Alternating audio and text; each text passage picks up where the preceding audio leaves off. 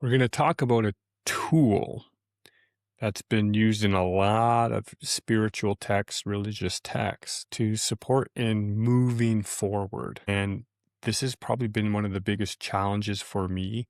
However, a good friend of mine had recommended this tool, and it's super simple. Okay, it's super simple and yet super challenging for me to enact this tool because of the self-worth, because of the self-esteem. So let's get into it and talk about the tool of gratitude.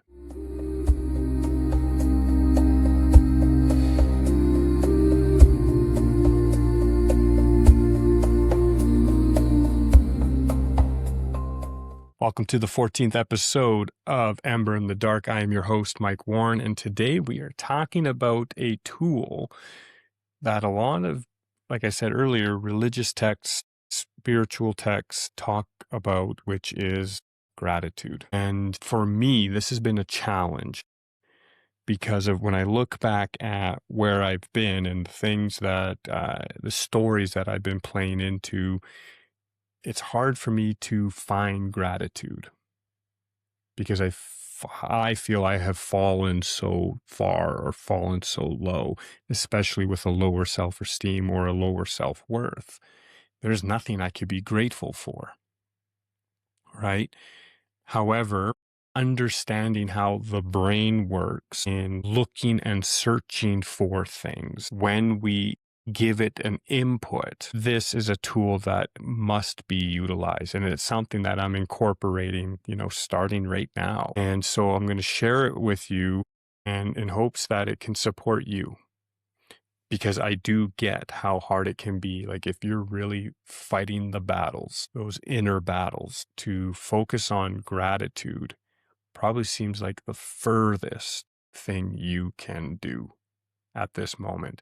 And if that's where you're at, then maybe going back to, episode 13 and listening to the acceptance and forgiveness piece. Because before I could even consider the idea of gratitude, there was a level of acceptance that I needed to get to of where I'm at and a level of forgiveness such that I have room for myself to move forward. And so, first let's talk about it, like the gratitude piece. And a great example of this is, and most people can relate to this, is when you're going to purchase a car and you finally settle on the vehicle that you want. You got the make, the model, the year, the color, you got it pretty much in your mind. This is the vehicle I want. A lot of times people will be driving around and recognize and spot that car everywhere. Like it seems as though everybody is now driving that car. And it's like, I didn't notice this car before. Did I miss a sale or something? However, what's happening is the way the brain is designed is, what we focus on, what we put our attention on, the brain is going to look for more evidence of that thing. Okay.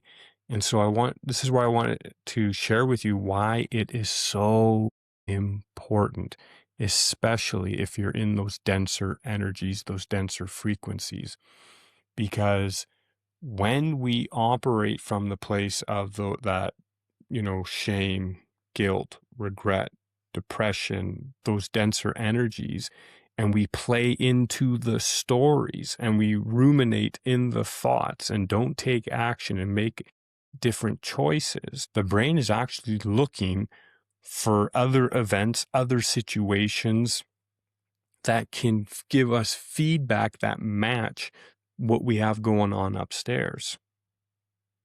Okay. And so when we shift that focus to gratitude, what will happen is the brain is going to start looking at other things that we can bring gratitude into our experience, right? And this is where the journey comes from a place of, like I said in that episode with self-esteem and self-worth, where we are clawing out of that hell space. right? Like we are becoming our own saviors in regards to increasing our self-esteem and our self-worth. One of the tools that help accelerate that is gratitude. And so what you are doing is looking for things in your life that you can be grateful for, right? And you might be in one of the most challenging experiences you've ever had in your life. However, you have a roof over your head. You have clothes on your back, food on your table. Maybe you have people around you, a spouse, kids, parents, and there's those things you can be grateful for, right? And it might even be smaller things. The fact that you have a pillow, the fact that you have a bed, the fact that you woke up and you were breathing, the fact that you can walk. These are all things that you can be grateful for, because if you step back, you can look at it objectively and be like, okay, there are people who are unable to walk. There are people who are unable to use their arms. And I get it. The position of being in that denser frequency, that denser energy, we don't think about those things, right? We don't see those things as valuable key points because we're so stuck in that heaviness, and it gets hopeless. It gets overwhelming. However, it is our duty, our responsibility to be able to navigate and choose our thoughts and where they go. And I get it. When it comes to the depression, for example, this is honestly what I thought it was in the past. Anytime somebody said they had depression in the past prior to me experiencing it, I was like, you're not thinking positive. Just start thinking positive and you don't have depression. Easy as that. How naive and ignorant was I to even communicate that way? Because when those waves hit in the mind space, it's like you're not able to even find a glimmer of positivity, a glimmer of hope, right? And so the spaces in between from those waves, we got to really start building the gratitude and building that gratitude such that that momentum, that ball of energy starts to build up. And a great way I can describe this as a visual is being in the denser space. Again, it's purposeful. So we have gone into this space, like the void, and we kind of go down into the darkness. And that darkness is purposeful for us to reflect on ourselves and how we've been showing up and what's been ineffective. Not from a right or wrong, good or bad place, just ineffective. Now, some individuals, they go down there, they get the gold, they find the treasure, and they take that information out of those awarenesses and they integrate them very easily. I wouldn't say easily, what seems easily, they integrate and they build and they work and they make things happen. And as they're integrating, they start to shift and grow and expand. And so going into the dark, though, and ruminating in that dark space and sitting there and wallowing in it, that's where it becomes ineffective. So we can get lost in there by doing that versus taking our attention and focusing it on something else like gratitude. And the beautiful thing about gratitude is it's not a crazy, abstract, hard thing to comprehend. And what I mean by that is when you're in that dark space, to think about the future is pretty hard, at least for me. If I feel hopeless, there's really no point in me thinking about what I want to create in 6 months. That's my experience, right? And so being in that dark space, is it possible for me to find, 10 things I'm grateful for in the day? Absolutely. Food, air, breath, the sun when it's shining, or if it's raining and you enjoy the rain. Maybe you have a tree that you go out and meditate by, ground with. It's very easy to find those things even in the darker spaces. And that's the beauty of this tool, is it can be utilized regardless where you are. Right. And so that would be my challenge for you, is to really start taking the gratitude game on and really just start finding those small little glimmers, those small little things that light you up, even if it's 1 degree, 1%. Because where your attention goes, energy flows. Energy flowing is like a current. Right? Electricity, it's a current, it's flowing. And so the reason people say pay attention is because you are paying with your attention. You are paying with your energy. And so let's start becoming more conscious of where we are paying that attention. So some things that I'm looking at in my life is social media. What am I ingesting visually or via hearing by watching social media? Is it things that are getting my nervous system wired up such that I feel more stressed, more overwhelmed, a little more anxiety about what's going on in the world, all of these things? Because that is a form of me paying attention to that information, which is giving it energy, versus pulling away from those things and beginning to focus on what I want to create within myself. So this is my next step in my journey, is applying gratitude to me as a form of self-love, right? And starting to be grateful for the things I have in my life, such that my awareness is now focused on a positive, which will then produce a result that feeds that story and creates more results in that realm. And it's a slow process. It's not going to happen. You don't just do it for 1 or 2 days and expect something magical to happen on day 3. It's that consistent daily act, because it falls into a form of faith. And coming from a spiritual perspective of this dark space, the term dark night of the soul, which was coined by St. John of the Cross, this challenging space that you may be experiencing, that I know I'm experiencing, it gets to a point where the meditations don't work, the imagination kind of goes away. All of your spiritual tools and experiences that you've had in the past, they don't seem to provide the same oomph or connection. And it gets to a point of kind of like, I wouldn't say blind faith, yet it's kind of like that. Are you able to move forward, not feeling the connection to spirit, not knowing if creator, God, source, spirit, whatever it is for you is present, and yet still be able to move as if it was there? That is what's available here. Because when you can move in that space, when all seems hopeless, seems to be the right word to use here, then you are authentically aligned within. Nothing can shake that. But really think of the power in that. And a great example of this is when it comes to rejection.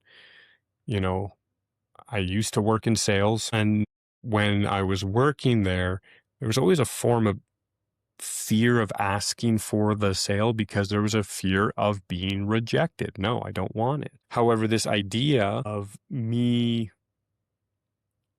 being rejected by source, God, spirit, there's not really anything anyone can reject me from if I've experienced, from a level of that extent. So I kind of have like a bulletproof armor now of rejection in navigating this world, because nothing can reject me more than the idea that I've put on myself of God, source, universe rejecting me. And so because of that, there's like a little bit more power within myself. Right. And so it's like navigating through this space, even though when it feels like there's no one around, having faith that there is, that is something that you can practice gratitude with. Right. And so when you're in this space and doubt creeps in, am I doing it right? Am I on the right path? Am I going to get through this? It seems hopeless. It seems pointless. I don't know if I can make it. Turn to gratitude. In that moment, find something that you can be grateful for. And it doesn't have to be extravagant. It might be a cup of coffee. If you're a smoker, maybe it's your cigarette that you use to calm down. Bring gratitude to the table and start practicing bringing that every day and watch what gets generated. Because when we're in this denser space, the self-talk is not the prettiest, at least for me. And so I got to consciously change that self-talk, change the way I've been communicating to myself. And one of the easiest jumps versus going from the place that, I am worthless and completely shunned, for example, to I'm amazing and I'm great. That's a big gap. And to bridge that gap is almost impossible. So an easy step is gratitude, because no matter where you are on the spectrum, as people say, high vibe or low vibe, at the lowest of lows or the highest of highs, wherever you are on that spectrum, you can find gratitude. Some are a little harder to find. However, no matter where you are on the spectrum, you can find it. It's just going to take a little retraining of the brain because, like I said, being in this denser space, the negative self-talk is definitely dialed up. And because it's dialed up, I got to really focus and train the brain to start looking for the gratitude again. So that is my support for you here, is to really start to play with the gratitude. Carry a book around and write down. Here's my challenge to you. I'll just put it something very bluntly. Minimum 10 things you're grateful for every day. Do it for 2 months. Right? Going back to that consistent daily action. This is a very small one. You can write down 10 things you're grateful for every day for 2 months and just see how things shift for you. Right?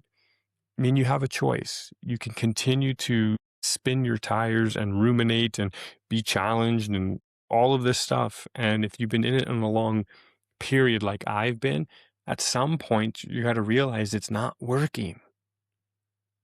Beating ourselves up, the sabotaging of ourselves, it's not working. That's not paying penance. It's just a waste of energy. At some point, it's just a waste of energy because there's no growth anymore.